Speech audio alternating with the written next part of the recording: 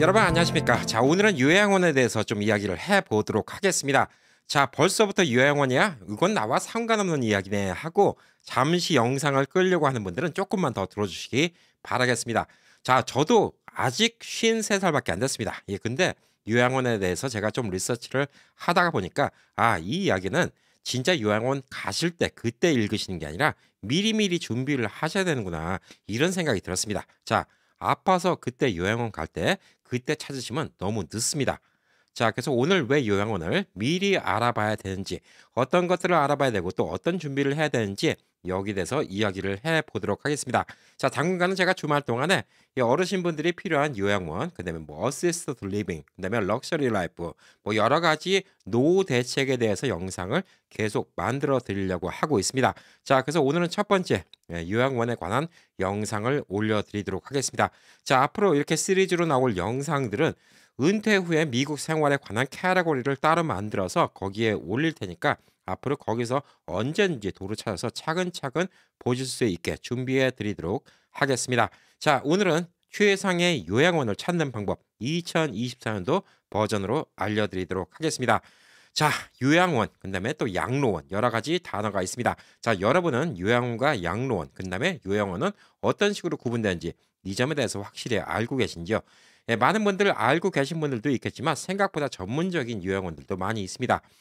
자, 우선 미국에서 이 요양원 혹은 양로원이라는 개념은 예전에 17세기에 유럽에서 미국을 왔던 정착민들이 고아나 노인, 정신질환을 앓고 있는 사람들을 위해서 고아원 개념을 만든던 거를 미국에 도입하면서 시작된 양로원 제도라고 합니다. 자, 그래서 이 일상적인 돌봄이 필요한 사람들에게 유용한 생활 환경을 제공하는 이런 곳을 양로원이라고 이야기를 하고 있습니다. 자, 근데 양로원하고 요양원 뭐 얼핏 보면 비슷하죠. 예, 이름이 되게 비슷한데 양로원하고 요양원은 조금 다른 점이 있습니다. 자, 목적이 다르고요. 추가하는 서비스가 다릅니다. 자, 요양원은 의료복지 시설입니다. 즉 치료가 포함되어 있다. 이렇게 좀 볼 수가 있습니다. 자, 추가적인 의료적 관리와 돌봄이 필요한 사람들을 위한 곳이라고 얘기할 수가 있고 양로원은 건강하신 분인데 그냥 노후에 사실 곳이 필요하신 분들, 이런 분들을 위한 주거 복지 시설로 상대적으로 건강하고 일상생활이 가능한 사람들을 위한 공간으로 운영이 된다. 이렇게 좀 보시면 됩니다. 자, 그래서 양로원하고 요양원은 다른 겁니다. 자, 오늘은 요양원, 너싱 홈에 대해서 이야기를 해 보도록 하겠습니다. 자, 요양원이란 무엇인가요? 예, 요양원은 지속적인 돌봄이 필요한 노인과 만성 질환자들을 위한 주거형 장기 요양 옵션 중에 하나로 명칭이 여러 가지가 있습니다. 요양원도 꽤 많이 나눠질 수가 있어요. 예, 한국말로 굳이 번역을 하자면 장기 요양원, 전문 요양원, 그다음에 회복 요양원, 성인 위탁 보호 시설, 휴게 및 요양 시설 뭐 이런 식으로 나눌 수가 있습니다. 자, 요양원은 기본적으로 간호사가 있어야 됩니다. 간호사의 감독하에 단기 혹은 장기 간호가 필요한 사람들을 위해서 제공되는 곳입니다. 자, 단기라면 어떤 것들이 있을까요? 예를 들어서 여러분이 어떤 교통사고가 났다든가 아니면 낙상을 했다든가 그래서 몇 달 동안 좀 돌봄이 필요하고 그게 다 낫고 나면 도로 일상생활이 가능하신 분들은 단기가 필요하겠죠. 예, 근데 여러분들이 연세가 드셔서 좀 나이가 드셔서 거동이 힘들고 돌아가시는 날까지 어떤 돌봄이 계속 필요하다. 그러면 또 장기 간호가 필요하다. 이렇게 좀 볼 수가 있습니다. 자, 그래서 이 요양원은 지금 젊은 분이라 하더라도 알아두시면 좋아요. 왜냐면 언제 어떻게 될지 모르거든요. 사람이라는 게. 자, 그래서 요양원 직원들은 하루 24시간 거주자들을 계속 지원할 수 있는 이런 시스템이 제공되고 있는 곳이고요. 또 편의시설의 범위와 수준은 좀 커뮤니티마다 다 다를 수가 있습니다. 요양원마다 다를 수가 있는데 어떤 요양원이 있고 어떤 요양원이 내가 필요한지 이걸 아는 게 되게 중요하다. 이렇게 좀 볼 수가 있습니다. 자, 그래서 우선 요양원, 영어로는 nursing home이라고 하는데 nursing home의 종류에 대해서 이야기를 해 보도록 하겠습니다. 자, nursing home은 종류가 많이 있습니다. 자, long term care homes. 자, 장기 요양 병원입니다. 어떤 분들이 여기 포함될까요? 이제 돌아가실 때까지 계속 케어가 필요하신 분들, 혹은 어떤 불치병에 걸려서 돌아가실 때까지도 계속 케어가 필요하신 분들, 이런 분들은 롱텀 케어에 계신 분들이 많이 있겠죠. 보편적으로 롱텀 케어라 하면 한 석 달 이상 계속 병원에 계셔야 되는 분들 갖다가 롱텀 케어라고 이야기를 할 수가 있습니다. 자, 그리고 이제 skilled nursing facility라고 여기는 특별한 병에 걸려서 이 보다 전문적인 간호 인력이 필요한, 그러니까 지속적으로 병원은 너무 비싸기 때문에 병원에 계속 있을 수는 없지만 병원 못지않게 지속적으로 치료와 돌봄을 계속 해줄 수 있는 이런 시설이 있는, 예, 이런 곳들을 갖다가 스킬 너싱 파실리티라고 얘기를 합니다. 전문 요양 시설이라고 얘기를 할 수가 있습니다. 그다음은 컨베이어센트 홈이라고 회복 요양원이 있습니다. 자, 어떤 치료를 하고 그다음에 좀 회복을 하기 위해서, 예를 들어서 병원에서 수술을 하고 그다음에 한 달이고 회복을 위해서 잠시 머물러야 하는 곳. 왜냐하면 가족들이 이를 갖다가 케어할 수 없을 경우에 이런 경우에 회복을 위해서 가는 요양 시설도 있습니다. 자, 그리고 이제 어덜트 포스 케어라고 성인 위탁 보호 시설도 있고요. 레스트 홈 앤 케어 홈스라고 휴게 및 요양 시설도 있습니다. 가족이 돌봄이 필요한데 그게 여의치 않아서 편안하게 좀 이렇게 돌봄을 받으면서 지내고 싶은 이런 요양 시설도 있다고 볼 수가 있습니다. 자, 제가 오늘 이 영상을 만드는 이유, 가장 중요한 이유는 뭐냐면 요양원 검색을 고려해야 하는 시기에 대해서 말씀드리고 싶은 겁니다. 자, 요양원을 찾기 시작하는 이상적인 시기는 병원 입원 후가 아니라 더 일찍부터입니다. 미리미리 알아놓으시는 게 중요하다는 거예요. 막상 병원에 가고 경황 없고 급할 때 그때 찾으시면 너무 늦었다, 이렇게 좀 볼 수가 있는 것이죠. 그래서 미리미리 가족과 함께 안전한 생활 환경에 대해서 미리 대화를 나누는 게 되게 중요합니다. 여러분이 미래를 계획하시죠. 예, 앞으로는 몇 년 뒤에는 어떤 집을 사야 되고 몇 년 뒤에는 어디 가서 살아야 되고 이런 것들을 계획하는 것처럼 우리가 언제 요양원에 들어갈 수 있을지 모르기 때문에 우리가 어떤 요양원, 어느 정도 가격대의 요양원, 어디 위치하고 있는 요양원, 어떤 서비스를 해주는 요양원, 이런 것들 다 미리 알아서 준비하는 게 되게 중요하다, 이렇게 좀 볼 수가 있습니다. 자, 그래서 가족들과 지속적인 상의를 하고 또 질문을 하고 그 답을 찾고 어떤 것들이 내가 우선순위로 필요한지 이걸 좀 정해서 미리미리 본인이 언젠가 요양원에 갈지도 모르는 그 순간을 대비해서 가족과 함께 상의하는 게 되게 중요하다, 이렇게 좀 볼 수가 있습니다.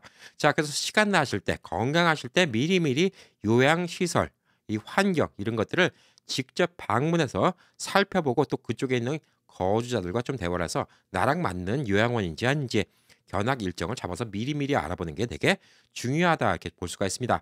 자, 어떤 요양원들은 미리 가서 좀 견학을 한다 그러면 그곳에 가서 점심 식사를 대접하는 경우도 있다고 하니까 직접 가서 식사를 하면서 그곳에 계신 분들과 이야기도 나눠보고 또 거기 나오는 음식질은 어떤지 이런 것들도 확인해 볼 수가 있다고 합니다. 자, 많은 분들이 요양원 가는 걸 원치는 않는다고 합니다. 예, 많은 분들이 누가 요양원에서 쓸쓸히 보내는 걸 원하시겠습니까? 현실적으로는 그렇지 않다고 합니다. 자, 미국의 AARP의 2021년 설문조사에 따르면 50세 이상 인구의 거의 80%가 노년에도 자신의 집에서 생활하기를 원한다고 합니다. 예, 저도 제 집에서 생활하기를 원하고 있습니다. 하지만 현실적으로 카이저 가족재단 KFF에 따르면 2020년도 자료에 따르면 미국 내 한 130만 명은 요양원에 거주를 하고 있다고 합니다. 만만치 않은 숫자가 요양원에 거주를 하고 있다, 이렇게 볼 수 있습니다. 자, 요양원 시설에서 장기 케어, 롱텀 케어를 받으시는 분들, 만성적이거나 진행적인 신체적, 정신적 건강 상태 또는 장애를 가진 노인이 필수적인 일상생활 활동 ADL이라고 합니다. 독립적으로 수행을 할 수 없게 되면 요양원 시설에서 장기 요양 서비스 받는 것이 필요합니다. 롱텀 케어라고 할 수가 있습니다. 자, 이러한 서비스에는 어떤 것들이 포함되어 있냐? 목욕, 식사, 화장실 사용, 예, 이런 것들이 혼자 못 하시는 분들 있죠. 그렇다고 가족이 돌볼 수도 없는 분들, 이런 분들은 장기 케어가 필요하다, 이렇게 좀 볼 수가 있습니다. 자, 요양원에는 24시간 간호 서비스, 물리치료, 작업치료, 언어치료와 같은 재활치료, 그리고 일상생활 수행을 지원하는 여러 가지의 광범위하고 장기적인 의료 혹은 개인 관련 서비스를 제공한다고 합니다. 자, 이러한 서비스들은 노인들이 필요로 하는 지속적이고 전문적인 돌봄을 제공하기 위한 것이라고 합니다. 요양원은 이런 종류의 지속적인 지원이 필요한 노인들에게 적합한 옵션으로 선택할 수 있는 하나의 선택지가 될 수 있습니다. 자, 그다음에는 전문 간호 시설에 있는 단기 케어, 예, 롱텀 케어의 반대죠. 급성 질환이 있거나 혹은 특정 상태, 부상 또는 사고로 인해서 단기간 간호가 필요한 상황에서 전문 요양 시설이 필요할 수 있다고 볼 수가 있습니다. 예를 들어서 교통사고가 났는데 치료는 다 받았어요. 예. 몇 달 동안 누군가의 돌봄이 필요할 수가 있습니다. 몸이 불편해서 돌봄이 필요할 수가 있는데 가족들도 돌볼 수 없고 이럴 때는 단기 케어에 들어갈 수가 있습니다. 또 수술 받고 나서 또 단기적으로 또 필요할 수도 있고요. 또 몸이 또 뭐 예를 들어서 오십견이 와서 뭐 단기적으로 또 누구의 도움이 필요할 수도 있고 여러 가지 단기가 필요한 경우가 생길 수가 있습니다. 자, 이러한 상황에서 노인들은 요양시설에 일시적으로 입소해서 퇴원 후에 집에서 생활하고 일상생활 동작이 가능할 때까지, 즉 ADL, 본인이 화장실도 갈 수 있고 식사도 할 수 있고 모든 걸 다 할 수 있을 때까지, 회복될 때까지 묵고 있는 곳이 단기 케어라고 볼 수가 있습니다. 자, 단기 케어 여기에 목적은 뭐냐면 환자가 다시 독립적으로 일상생활을 할 수 있도록 돕는데 중점을 두고 있습니다. 자, 그래서 여러 가지 치료, 그다음에 하루빨리 이분이 혼자서 모든 일을 할 수 있게 물리치료 같은 걸 같이 병행해 주는 곳이 단기 케어라고 이렇게 볼 수가 있습니다. 자, 그러면 여러분들이 이제 언제 이렇게 양로원에 가게 될지 몰라요. 예, 언제 이렇게 요양원에 가게 될지 모르기 때문에 가까운 최고의 요양원을 찾는 가장 좋은 방법으로 이 지역에 어떤 시설이 최고의 케어를 제공하는지 여러 가지 리서치를 미리 해야 됩니다. 자, 종교단체나 여러 단체에서 노인분들을 도와주시는 도우미 분들이 계십니다. 혹은 이런 스페셜 케어 전문 매니저들이 있습니다. 이런 분들과 상담하는 게 제일 좋다고 볼 수가 있고, 또 이런 분들이 정보를 많이 갖고 있다고 볼 수가 있습니다. 자, 그리고 또 지역 커뮤니티 혹은 종교단체에서 추천하는 곳, 예, 혹은 집안에 있는 다른 가족 구성원들, 뭐 자녀들이나 뭐 혹은 배우자들이 좀 어떤 의견을 갖고 있는지 여기에 대해서 좀 의견 교환을 많이 하는 게 좋고, 제일 좋은 거는 직접 시설을 방문해서 본인한테 잘 맞는 곳인가 직원들과 대화를 나눠보고 이런 식으로 리서치 해보는 게 제일 중요하다, 이렇게 볼 수가 있습니다. 자, 우선 우리가 짧은 시간 내에 많이 알아볼 수가 없기 때문에 주변에 추천을 받는 게 되게 중요합니다. 추천도 전문의들의 추천을 받으면 많이 좋겠죠. 가족이나 친구들, 예, 이런 분들의 얘기를 듣는 것도 좋지만 친구분들 중에서도 뭐 이런 곳을 미리 사용하신 분들이 있으면 그분들의 경험담을 듣는 것도 되게 좋습니다. 자, 그런데 의료 분야 종사자들, 예를 들어서 의사나 간호사, 물리치료사, 뭐 의료 변호사, 이런 분들이 주변에 계시면 이분들한테 시설을 갖다 추천받는 게 가장 좋습니다. 우선 이분들한테 추천을 받고 그다음에 본인이 직접 방문해서 본인한테 맞는지 안 맞는지 이를 확인해 보는 게 되게 좋다고 말씀드릴 수가 있습니다. 또한 지역에 있는 옴부즈맨한테 문의하는 것도 하나의 방법이 될 수가 있습니다. 자, 옴부즈맨은 요양원에 대한 불만 사항을 조사하고 해결하는 역할을 하는 지역의 평신도들입니다. 만약에 재택 의료기관과 연결되어 있다고 하면 해당 기관의 도움을 받는 것도 유용하다고 할 수 있습니다. 자, 미국의 모든 주에는 카운티별로 나눠져 있는 지역 노인 복지청이 있기 때문에 이곳에서 요양원 선택에 의해서 여러 가지 정보를 얻을 수가 있다고 합니다. 자, 그리고 이제 요양원도 중요하지만 또 요양원에 우리가 또 서포트를 받을 수 있는 메디케어 혹은 메디케이드, 이런 기금을 사용할 때 어떤 요양원을 쓸 수 있는지 이런 것들을 알아보는 것도 되게 중요합니다. 자, 미국에서 메디케이드하고 메디케어 기금으로 지원받는 곳은 1987년 종합예산조정법 OBRA의 특정 요구사항을 준수해야 됩니다. 그래서 여기서 준수하는 곳만 사용할 수가 있습니다. 여러분이 여러분 은행에 있는 돈으로 요양원을 찾는다 그러면 아무 곳이나 가도 상관이 없지만 여러분이 메디케어나 메디케이드의 도움을 받아서 요양원을 가야 된다, 예, 이런다고 하면 여기서 특정 요구 사항을 준수하고 있는 곳으로 선택의 폭이 좁아진다고 이렇게 볼 수가 있습니다. 자, 이 법에 따르면 요양원들은 최소한의 직원 비율을 유지시켜야 되고 하루 종일 간호사가 근무하도록 해서 거주자의 삶의 질을 향상시켜야 된다고 합니다. 자, 그래서 메디케어의 케어 비교 웹사이트를 통해서 검색을 할 수 있다고 합니다. 시니어 블루북이라고 불리는 자료를 통해서 특정 지역에서 사용할 수 있는 노인 관련 리소스, 지원 및 커뮤니티 정보를 알아보실 수도 있다고 합니다. 자, 우선 이런 식으로 주변에 추천을 받고 그다음에 어떤 요양원들이 내가 사용할 수 있는 요양원인지 어느 정도 좁혀졌다, 그러면 실질적으로 요양원을 직접 가보는 게 중요하다고 볼 수 있습니다. 자, 나는 지금 아프지도 않은데 요양원을 벌써 가봐? 예, 여러분, 지금 집을 안 사도 계속 집을 보러 다니셔야 돼요. 그래야지 언젠가 좋은 집을 살 수 있겠죠. 꼭 집을 살 수 있을 때 그때부터 집을 보러 다니면 너무 늦을 수도 있습니다. 평상시에 집을 많이 봐야지 여러분이 나중에 좋은 집을 살 수 있는 것처럼 이 요양원도 어쩌면 여러분이 단기 혹은 장기 기간 동안 여러분의 남은 여생을 보내야 되는 또 하나의 집이 될 수도 있어요. 예, 그렇기 때문에 집 사는 거 못지않게 여러분들이 신중하고 미리미리 알아보시는 게 되게 중요하다, 이렇게 볼 수가 있습니다. 자, 그래서 요양원을 선택할 때 입주자와 보호자가 미리 시설을 견학하는 것이 가능합니다. 미리 견학하는 게 이상한 게 아니에요. 자, 그리고 미리 간다고 얘기하는 것보다 요양원이 준비되지 않은 상황에서 갑자기 방문해 보는 게 더 좋다고 합니다. 왜냐하면 이렇게 해야지 실제로 요양원이 어떤 식으로 운영되는지 잘 알 수가 있거든요. 미리 언제 몇 시에 간다 이렇게 하고 방문을 하면 좀 준비를 해 놓을 수가 있잖아요. 예. 그렇기 때문에 실상화를 갖다가 직접 보려면 갑자기 방문하는 게 좋다고 좀 볼 수가 있고 다양한 시간대에 요양원을 방문하는 것을 제한한다고 합니다. 아침이든 저녁이든 여러 시간을 갖다가 몇 번이고 가 보시는 게 좋다. 근데 그중에서 특히 아침 시간을 추천한다고 합니다. 자, 이 시간대는 환자들이 일어나고 아침 식사를 하는 모습을 볼 수 있기 때문에 이 요양원의 운영 상태를 평가하기가 가장 좋은 시간이라고 이렇게 얘기를 할 수가 있습니다. 자, 아까도 말씀드렸듯이 갑작스럽게 입원을 할 수도 있고 또 병원에 갔다가 또 갑작스럽게 퇴원을 할 수도 있습니다.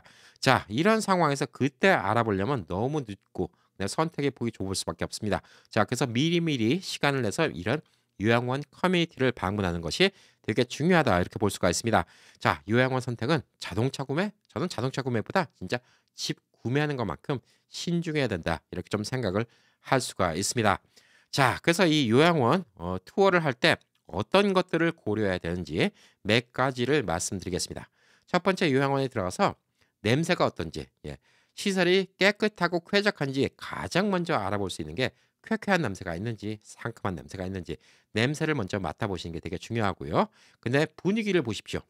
이 요양원 안에 계신 분들이 활기차고 긍정적인 분위기인가, 일하는 사람, 그다음에 또 환자 다 활기차고 긍정적인 분위기인가 이걸 보는 게 되게 중요합니다. 자, 그리고 이제 음식도 되게 중요합니다. 주민들이 식사에 만족하고 있는지 이거를 직접적으로 물어보시는 것도 되게 중요합니다. 자, 그리고 뭐니 뭐니 하더라도 직원들이 친절해야 되겠죠. 예. 간호사와 여기서 또 케어해 주는 팀원들이 입주자한테 충분한 시간과 관심을 기울이고 잘 해 주고 있나 이를 확인하는 것도 중요하다고 볼 수가 있습니다. 자, 그리고 또 환경이 이 입소자들을 위해서 좋은 환경을 만들어 주고 있나? 뭐 음악이 좋은 음악이 나오고 있는지 또 주변에 화분 같은 식물은 많이 있는지 혹은 뭐 새장이나 어항 같은 거 이런 걸로 해서 또 분위기가 좀 좋게 만들어주고 조금 사람들이 정서적으로 안정되게 만들어주고 있는 이런 분위기인지 이런 것들을 확인해 보는 것도 중요하다고 볼 수가 있습니다. 자, 그리고 마지막으로 이제 객실의 상태, 1인실, 개인실은 어떤 분위기고 다인실은 어떤 분위기고 또 욕실은 또 어떤 시설로 내가 어떻게 샤워를 하거나 목욕을 할 수 있는지 이런 것들을 다 확인해 보시는 게 되게 중요하다. 이렇게 좀 볼 수가 있습니다. 자, 그래서 최고의 요양원을 찾을 때 고려해야 되는 부분, 예, 이런 것들이 많이 있습니다. 자, 살아가는 가족의 건강과 웰빙에 필요한 모든 사항, 개인적인 선호도, 희망 사항 이런 것들을 다 반영해서 가족과 잘 상의를 하셔서 결정하는 게 되게 중요하다고 볼 수가 있습니다. 자, 우선 이런 정보를 바탕으로 본인이 원하는 의료 서비스 제공자, 요양원과 약속을 잡고 여기를 방문해 보는 게 되게 중요한데 일반적으로는 이제 의료진의 지시에 따라서 요양원으로 이동 절차가 시작된다고 합니다. 병원에서 이제 끝나고 이제 요양원으로 가셔야 됩니다라고 얘기할 때 제가 선호하는 요양원이 어디 어디 있습니다. 그럼 그게 가능한 경우에 이 의료진의 지시에 따라서 이 요양원으로 이동 절차가 시작되고 병원에서 이 요양원으로 약속을 잡아주고 또 환자를 이송해서 요양원으로 보내주게 됩니다. 자, 그래서 어떤 의료적 서비스가 필요한지 우선적으로는 의료진의 지시에 따라야 됩니다. 왜냐하면 제가 가고자 하는 요양원이 있는데 예를 들어서 제가 교통사고가 났어요. 그래서 물리치료를 받아야 되는데 제가 가고 싶은 요양원에 있는데 의사가 보기에 그 요양원은 분위기는 좋지만 물리치료를 할 수가 없습니다. 재활치료를 할 수가 없습니다. 그러면 포기하셔야 되죠. 자, 어떤 분은 또 지속적인 병이 있는데 그 병에 대해서 지속적인 체크가 필요한데 어떤 요양원은 이 의사가 보기에 그런 체크를 제대로 할 수가 없는 요양원입니다. 이렇게 얘기한다면 또 그 점도 고려해 보셔야 됩니다. 자, 그래서 여러분이 선택의 폭은 하나만 결정하는 게 아니라 여러 가지를 만들어 놓고 거기서부터 결정하시는 게 되게 중요하다고 좀 볼 수가 있습니다. 자, 그래서 이분이 원하시는 요양원에 입소할 자격이 있다고 판단이 되면 고려해야 될 몇 가지 또 세부 사항이 있습니다. 자, 몇 가지 세부 사항은 뭐냐? 여러분이 이제 갈 수 있는 요양원 중에서 어떤 것들을 고려해야 되냐면 위치, 그다음에 제공되는 서비스, 편의시설 종류, 그다음에 비용, 예, 비용이 또 중요하죠. 그 비용이 메디케이드나 메디케어로 커버가 되는지 혹은 내가 갖고 있는 보험으로 커버가 되는지 이런 것들이 좀 중요하고 시설의 전반적인 평판, 그다음에 리뷰 예 이런 것들을 다 고려해 보시고 결정하시기 바라겠습니다. 자 이 중에서 이제 위치가 되게 중요할 수가 있습니다. 왜냐하면 위치가 너무 멀면 가족들이 찾아오기가 힘들어요. 위치가 가까워야지 가족들이 일 끝나고 또 지나면서 방문도 할 수 있고 또 배우자나 또 다른 사람들이 자주자주 얼굴을 볼 수가 있는데 본인이 요양원이 좋다는 이유로 너무 멀리 있으면 가족들을 많이 볼 수가 없겠죠. 그래서 이런 것들 때문에 평소에 집 근처 혹은 가족 구성원들이 있는 근처에 있는 요양원 혹은 자녀들이 타주에 있으면 그 타주에 있는 요양원도 생각해 볼 수가 있습니다. 예. 자녀들과 좀 더 가까이 있고 싶으면 그런 것들도 고려해 볼 수가 있겠죠. 자 그래서 급하게 입원하거나 급하게 퇴원할 때 그때는 이렇게 요양원을 미리미리 준비 안 하면 그냥 떠밀리듯이 그냥 빈 방이 남아 있는 아무 요양원이나 가게 되는 경우가 많이 있기 때문에 미리미리 좀 선호하는 요양원 시설의 리스트를 쭉 갖고 있는 것 이게 제일 중요하다고 볼 수가 있습니다. 자 그리고 또 중간중간에 이제 사람들이 방문하고 있는 곳 예 이 가족들과의 거리가 얼마큼 있는지 이게 꽤 중요하기 때문에 이런 분들과의 이 위치 같은 거 예 선정을 할 때 어디 지역으로 가야 될지 이 부분도 꼭 신경을 써야 된다 이렇게 볼 수가 있습니다. 자 그리고 이제 직원들 분위기를 봐야 됩니다. 예. 많은 주에서 코로나 이후에 요양원의 최소 직원 배치 기준을 영구적으로 강화하고 있습니다. 그래서 고려 중인 요양원이 해당 주에서 요건을 충족하는지 확인하는 게 되게 중요하다. 이렇게 좀 볼 수가 있습니다. 왜냐하면 사람이 너무 적으면 케어의 질이 떨어질 수밖에 없습니다. 자 그리고 거기 일하는 사람들한테 좀 물어보시기 바랍니다. 여기 있는 사람들 계속 오래 일하고 있는가 이런 거 물어보시는 게 되게 중요한 게 여기 있는 간호사나 또 다른 뭐 직원들이 자주 퇴사를 하고 자주 바뀌고 그런다. 그러면 이거는 경영진과 또 일하는 사람들과의 좀 문제가 있을 수가 있다. 이렇게 볼 수가 있습니다.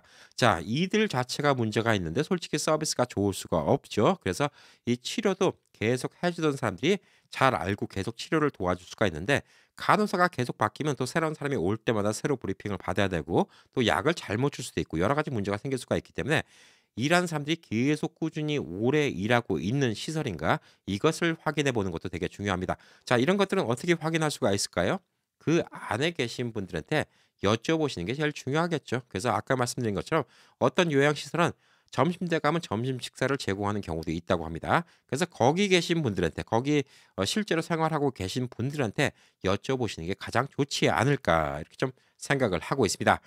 자 그리고 이제 시설의 규모 그다음에 또 분위기 이런 것들도 되게 중요하다고 볼 수가 있습니다.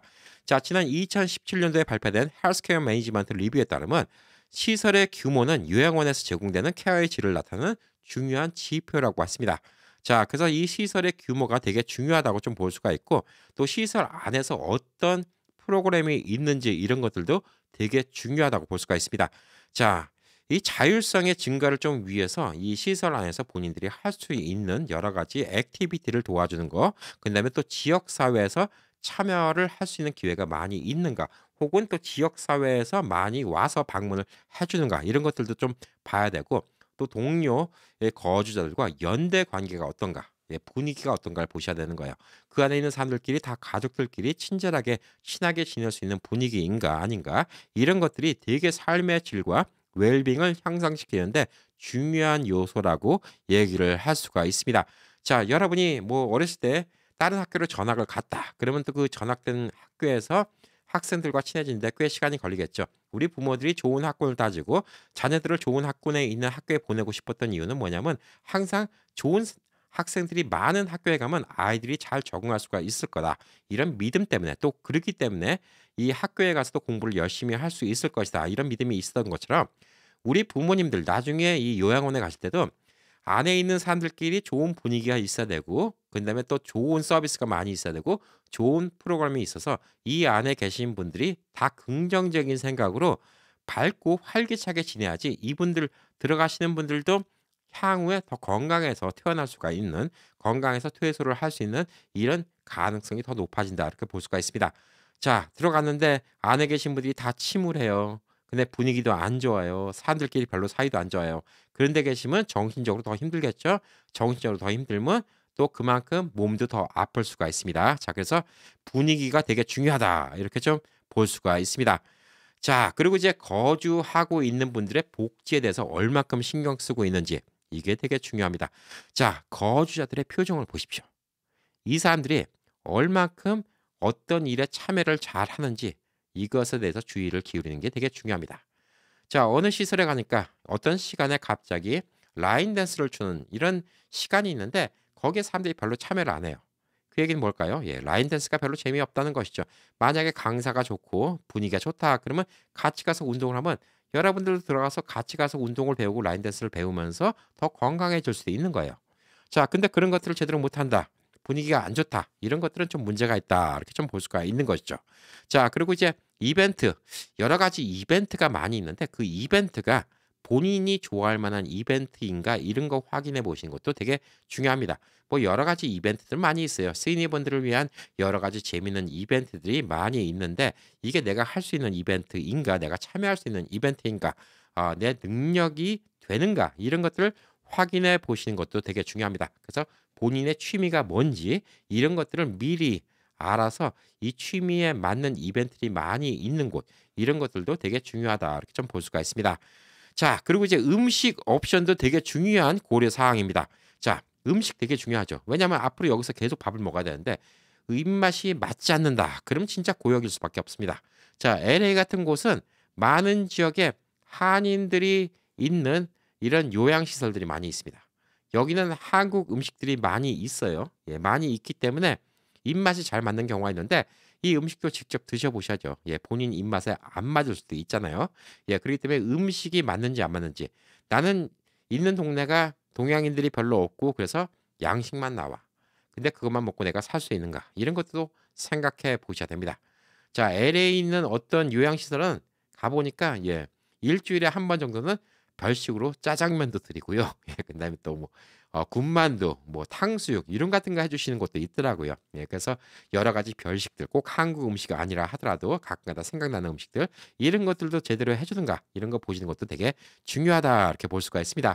제가 한번 가봤는데 예, 그때 짜장면을 먹고 있더라고요. 예, 그래서 저도 짜장면을 한 그릇 얻어먹고 온 적이 있었는데 이렇게 LA 같은 데는 예, 한국 분들이 많이 계시기 때문에 오히려 이런 것들이 꽤 좋을 수가 있어요. 그래서 저 같은 경우도 아이들이 LA 있고 저는 라스베가스 왔지만 나중에 미국에서 요양시설을 가게 된다. 그러면 LA로 가는 게 더 나을 수도 있어요. 예, 음식도 그렇고 또 아이들이 왔다 갔다 하기도 더 좋고 그렇기 때문에 이런 것들 다 고려해 보시는 게 중요하다 볼 수가 있죠. 위치, 음식, 분위기 이런 것들이 다 중요한 이유가 다 여기에 있습니다. 자, 그리고 이제 청결도 이거 중요합니다. 예. 우리는 병을 낫자고 가는 곳이잖아요, 요양원. 근데 여기에 청결 상태가 엉망이다. 그러면 없던 병도 생겨요. 예, 그러면 안 됩니다. 들어가시자마자 오감을 다 동원해서 우선 쾌쾌한 냄새가 있는지 없는지. 자, 흔히들 이런 얘기하기 좀 죄송스럽지만 이 어르신들 연세 드시면 이제 노인분들 냄새 나신다고 하죠. 예, 그런 얘기가 있습니다. 예, 특유의 좀 냄새가 있다 이렇게 얘기하는 게 있는데 이런 냄새가 업계의 청결을 잘 유지하고 있다는 거는 그 안에 계신 어르신들의 건강도 되게 좋다는 얘기예요. 그분들의 뭐 평소에 샤워, 목욕 이런 것들도 되게 잘 된다 이렇게 좀 볼 수가 있고 또 안에 시설도 청소를 잘한다 이렇게 좀 볼 수가 있습니다. 자, 그래서 우선 냄새가 되게 중요하다고 몇 번을 강조드립니다. 들어갔을 때 우선 기분 좋은 냄새가 나야 돼요. 자, 청결 상태를 깨끗하게 확인해 보시고요. 환자들 안에 계신 입소자분들이 활기찬지 확인해 보시기 바랍니다. 자, 그리고 단정하고 깨끗하게 옷차림을 하고 있는지도 관찰해 보시고요. 손톱하고 머리카락은 깨끗한지 이 점도 확인해 보시기 바랍니다. 자, 손톱, 머리카락. 예, 손톱이 제때 제때 잘 자르고 있는가, 머리카락은 떡지지 않는가 이런 거 확인하는 게 되게 중요합니다. 그리고 또 피부가 건강해 보이는지 이런 것들을 잘 확인해 보시면 이 요양원에서 얼마나 거주자분들을 잘 돌봐주는지를 확인해 볼 수 있는 지표가 될 수 있다. 이렇게 얘기를 할 수 있습니다. 자, 환자의 청결 상태에 대해서 직원들한테 질문하는 걸 갖다가 절대 주저하지 말라고 합니다. 자, 왜냐하면 요양원의 전반적인 관리 수준과 거주자들에 대해서 배려를 하는데 중요한 역할을 하고 있다고 합니다. 자, 다음은 돈입니다. 돈 문제가 크죠. 예. 요양원 비용이 만만치가 않습니다. 자, 양로원 케어를 갖다 선택하는 과정에서 예산은 매우 매우 중요한 고려 사항입니다. 암만 좋으면 뭐합니까? 너무 비싸면 혹은 메디케어나 메디케이드 커버가 안 되고 혹은 내가 갖고 있는 보험 커버가 안 된다. 그래서 다 현찰을 줘야 되는데 그만큼 돈이 없다. 그러면 결국은 선택을 못한다. 이렇게 볼 수가 있습니다. 보편적으로 위치가 좋은 곳, 대도시에 있는 요양원일수록 가격은 더 비싸다고 합니다. 보편적으로 그럴 수밖에 없죠. 예, 아무래도 땅값이 비싼 곳이니까. 또한 땅값이 비싸지 않은 곳임에도 불구하고 이런 요양시설에 일할 수 있는 사람들을 많이 구하지 못하는 곳, 예, 이런 곳들도 또 요양 비용이 또 비쌀 수가 있습니다. 자, 그래서 여러분이 어떤 것을 이용해서 요양 비용을 결제할지 우선 여기에 대해서 생각을 해보셔야 됩니다. 메디케어로 할 것인지, 메디케이드로 할 것인지, 혹은 어떤 민간 보험이 있는지, 혹은 보조금 프로그램이 있는지, 혹은 군인이어서 VA 프로그램이 있는지 이런 것들을 다 확인해 보는 게 되게 중요하다 볼 수가 있습니다. 자, 그리고 또 본인이 어떤 병이 있고 또 어떤 치료를 받아야 되는지. 예를 들어서 여러분이 계속 약을 먹어야 된다. 그러면 약만 챙겨주면 되는 거죠. 근데 여러분이 뭐 정기적으로 어떤 뭐 약물을 투여받아야 된다. 이건 조금 다른 얘기일 수 있고, 여러분이 또 물리치료를 받아야 된다. 이게 좀 다른 문제가 될 수가 있습니다. 자, 그리고 또 이런 곳에서 치매 치료도 해줍니다. 이건 메모리 케어라고 하는데 나중에 또 메모리 케어에 대해서 영상도 또 따로 하나 준비가 되어 있습니다. 메모리 케어는 이제 치매 초기 증상 깜빡깜빡해서 본인도 본인 스스로 슬슬 불안한 이런 시기가 다가올 때가 있습니다. 자, 그럴 때 이런 치매가 더 이상 발전되지 않고 계속 도와줄 수 있는 거 이런 것들을 또 메모리 케어, 예, 치매에 관련된 스페셜 케어라고 하는데 이런 것들은 또 다른 비용이 또 들어갈 수가 있겠죠. 그래서 본인이 이곳에 거주하고 있는 비용 플러스 또 어떤 서비스를 받냐에 따라서 이 비용이 되게 다르게 나올 수 있다. 이렇게 좀 볼 수가 있습니다.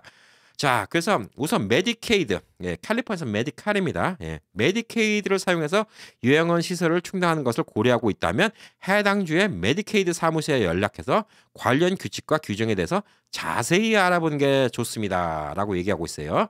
자, 이 얘기는 뭐냐면 제가 영상으로 미국 내 모든 분들한테 다 말씀을 못 드린다는 얘기예요. 그 지역의 메디케이드 사무소에 연락해서 얼마큼 어디까지 커버되는지 여기에 대해서 다 알아보시는 게 중요합니다. 각 주마다 메디케이드 적용 방법하고 조건이 다 다를 수가 있기 때문에 정확히 이해하고 거기에 맞는 요양시설을 찾는 것을 되게 중요하다. 이렇게 좀 볼 수가 있습니다. 자, 이 정보가 있어야지 요양원 선택 과정에서 재정적인 부담을 줄이고 적절한 서비스를 받는데 큰 도움이 될 수 있다. 이렇게 볼 수가 있습니다. 자, 그리고 이제 보편적으로 이제 이런 요양원에서 제공하는 서비스는 보편적으로 다음과 같습니다. 양로원하고 다르죠. 양로원은 그냥 거주 시설이니까 그냥 잠잘 수 있고 밥 먹을 수 있고 이곳이 양로원이다. 이렇게 좀 볼 수가 있는데 요양원은 거기와는 좀 다르게 좀 더 서비스를 해주는 것 중에 하나는 뭐냐면 여러분이 챙겨 드셔야 되는 약 같은 거를 관리해 드리는 거죠. 필요한 약이 있으면 처방해주고 또 여러분 약을 챙겨주고 그다음에 여러분이 어떤 치료를 지속적으로 받아야 된다. 그러면 치료 계획을 잡아서 중간중간에 병원에 가서 치료를 받게 해줄 수도 있고요. 또 간단한 치료 같은 경우는 이 안에서 치료를 할 수도 있습니다.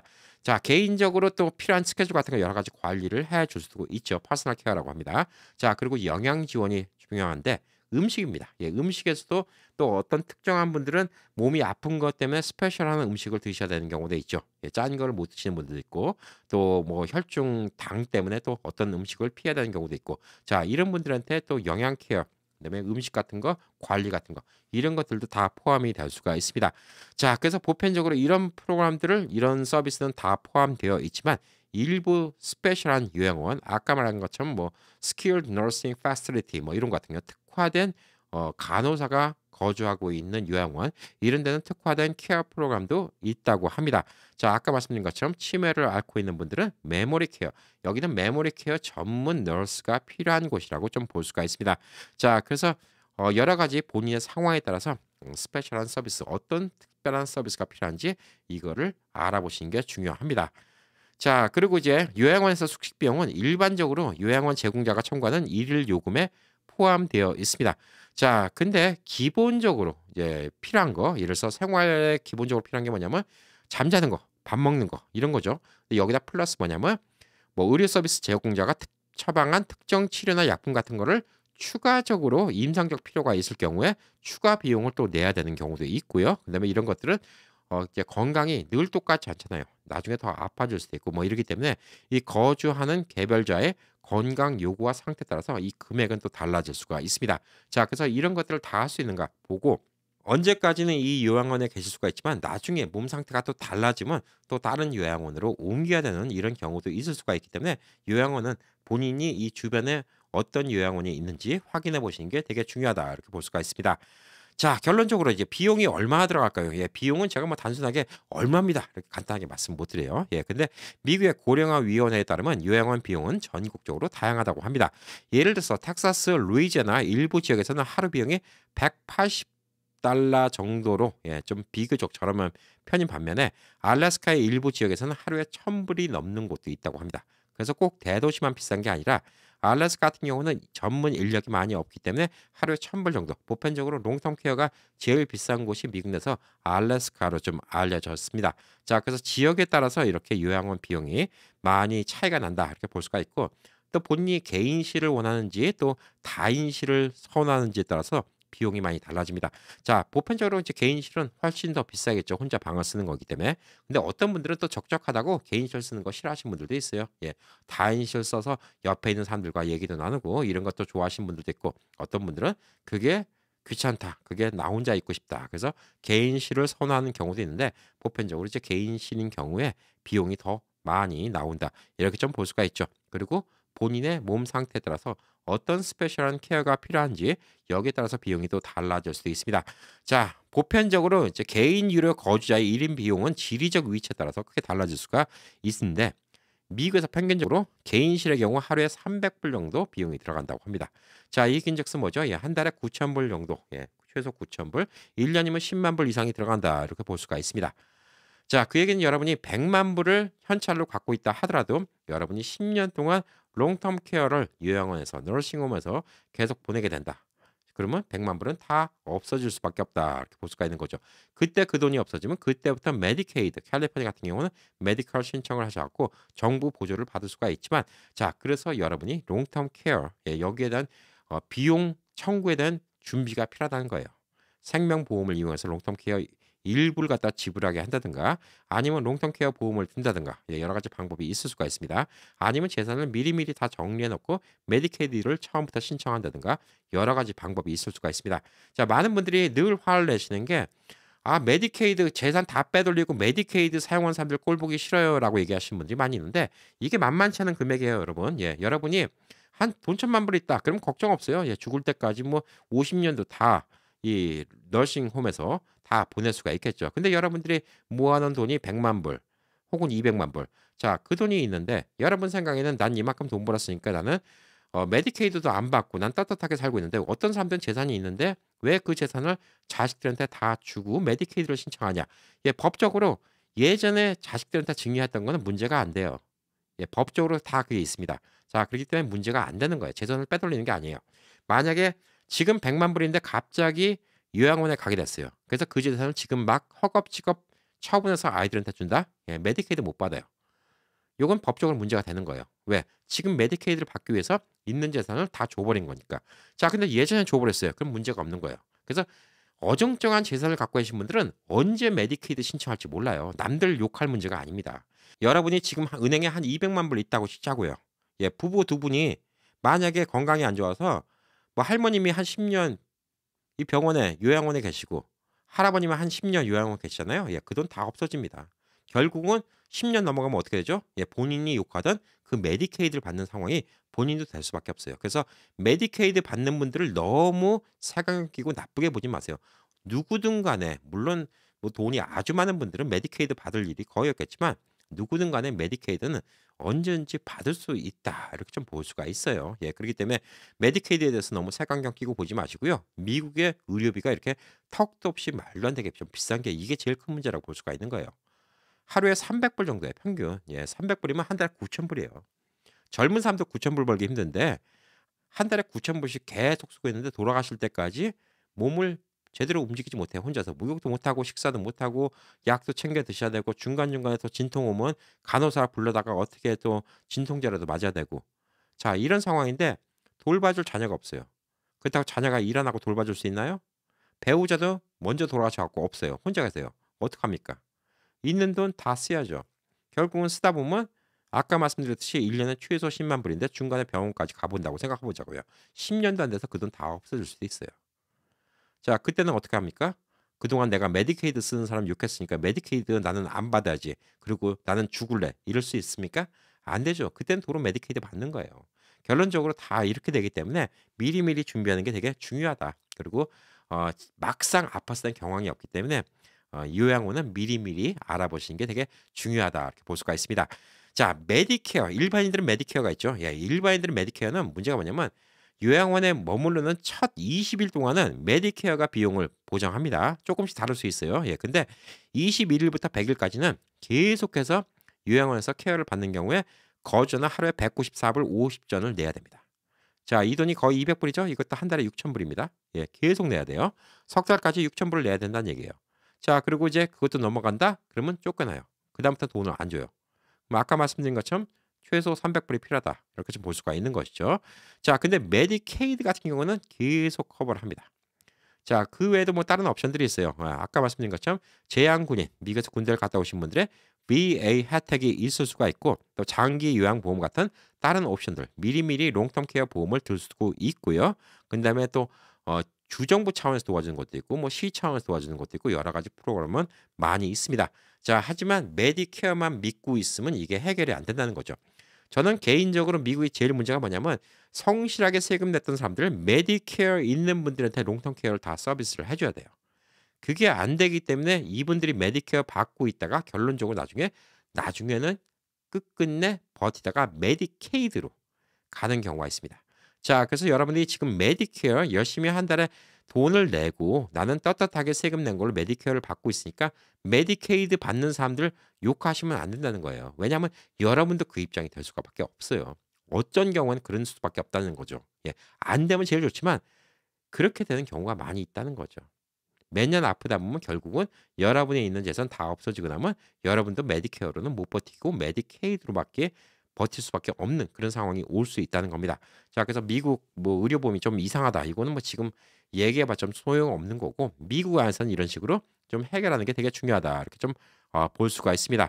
자, 그리고 이제 요양원 및 기타 노인 생활의 옵션들이 있습니다.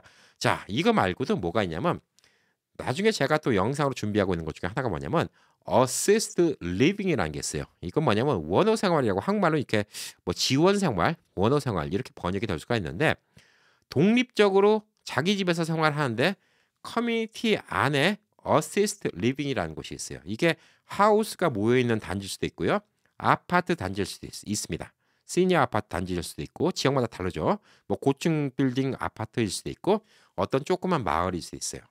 자, 근데 독립적으로 각자 집에서 생활하고 있는데 그 집 안에서 일정 비용을 내고 뭐 도우미들이 와서 집에서 청소도 해주고 식사도 준비해주고 혹은 음식을 가져다 주고 중간에 정기적으로 간호사들이 와서 확인해주고 약도 챙겨주고 어떤 물리치료 같은 것도 받을 수 있고 자, 요양원하고 비슷한데 개인이 따로 나가서 사는 거예요.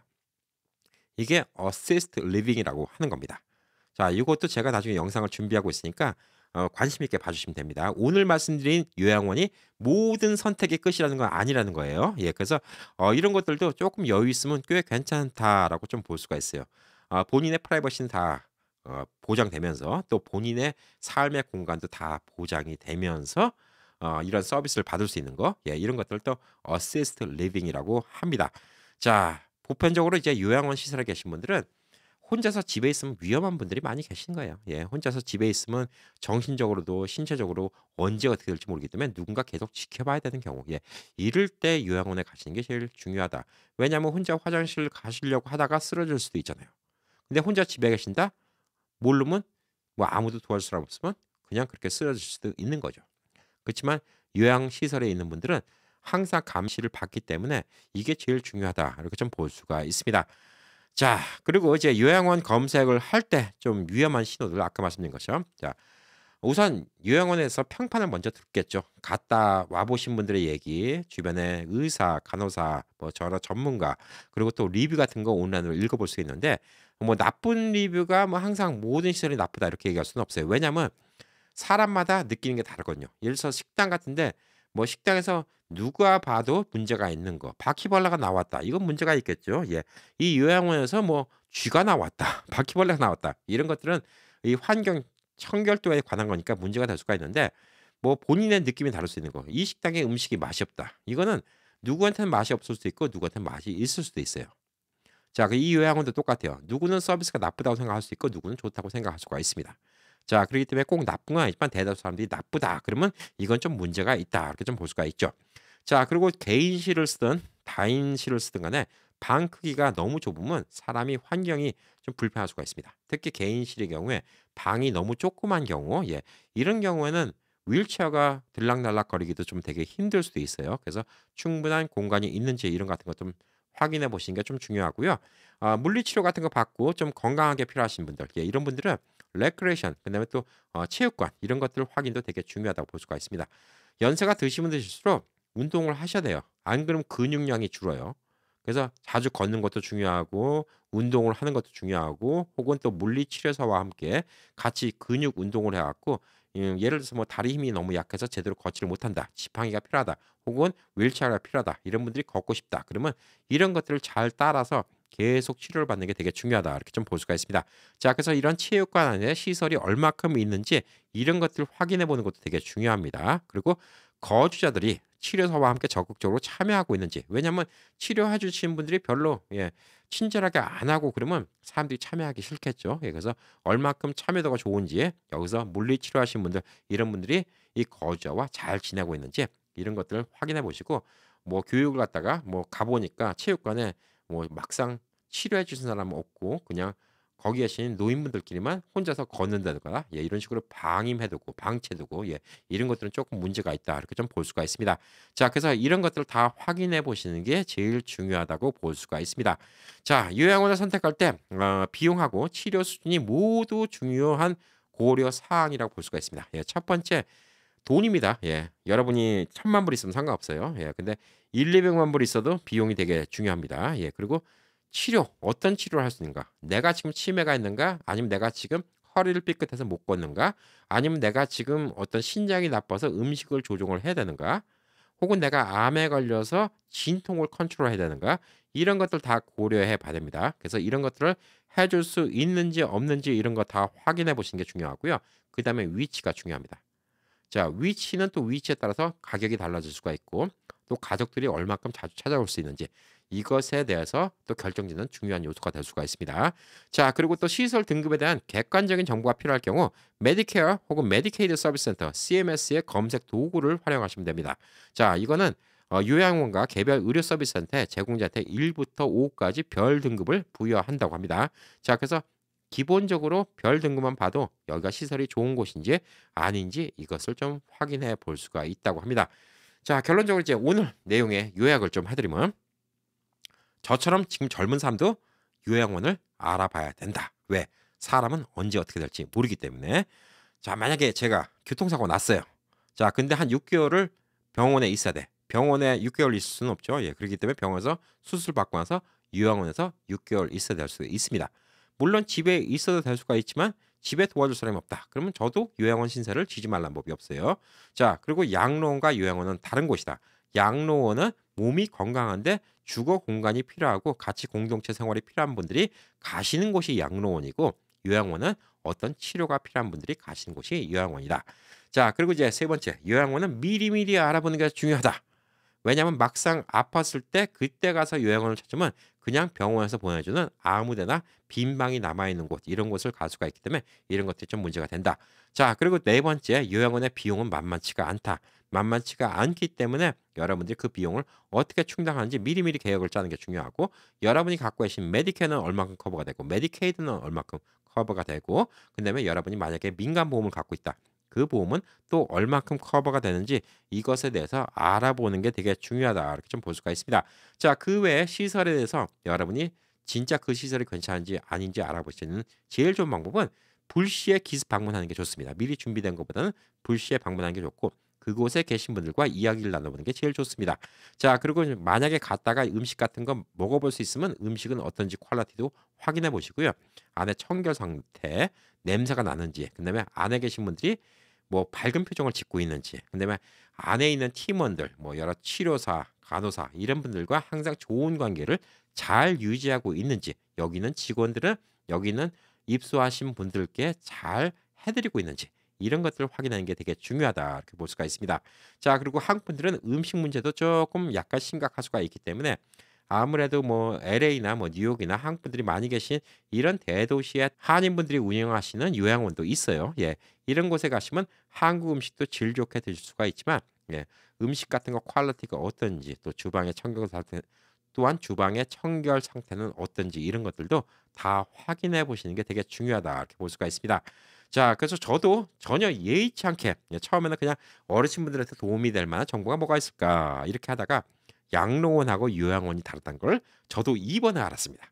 대충 양로원, 네, 요양원 뭐 거기서 거기 아니야 이렇게 생각했는데 양로원과 요양원이 다릅니다. 그리고 요양원이 나는 지금 알 필요는 없는데 아직 너무 젊은 거 아니야라고 생각했는데 그게 아닙니다. 자식들 다 크고 나서 제가 요양원 언제 들어갈지 몰라요. 저도 단기 요양원에 가야 될 일이 생길 수도 있어요. 뭐 만약에 제 가족이 뭐 와이프가 뭐 한국에 가 있는데 제가 만약에 다쳤어요. 그래서 한 2달 동안 밥도 못해 먹고 목욕도 못 하고 머리도 못 감고 빨래도 못 하고 그럼 단기 요양원 가야죠. 그게 만약에 제가 메디케어가 커버된다. 제 보험이 커버된다. 그러면 그 보험료를 내서 갈 수 있는 곳을 알아보는 게 좋죠. 그래서 여러분들은 요양원에 안 가고 뭐 하늘나라 가시는 그날까지 계실 수 있으면 뭐 그것만큼 좋은 거 없지만 현실적으로 그런 분들이 되게 드물어요. 그렇기 때문에 언젠가 우리가 이제 집을 젊었을 때 집을 알아보는 것처럼 집 알아보는 신중함으로 주변의 요양원들은 어떤 것들이 있는지 알아보는 게 되게 중요합니다. 우리가 집 알아볼 때 어떻게 알아보죠? 첫 번째 우리가 이 집을 살 수 있는지 없는지 이걸 갖다 생각하게 됩니다. 갑자기 1,000,000불짜리 집, 내가 또 돈이 없는데 1,000,000불짜리 집을 살 수가 없겠죠. 자, 그럼 1,000,000불짜리 집은 언감생심 꿈도 못 꿉니다.